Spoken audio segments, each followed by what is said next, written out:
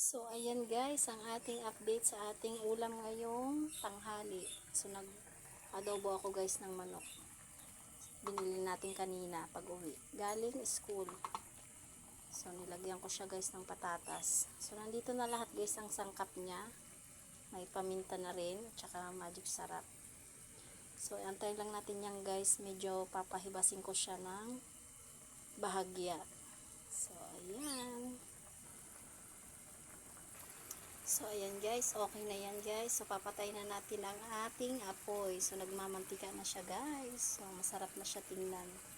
So, patayin na natin. Ayan.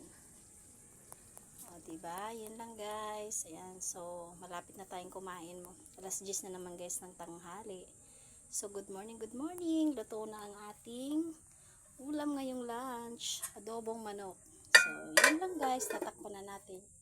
Thank you for watching.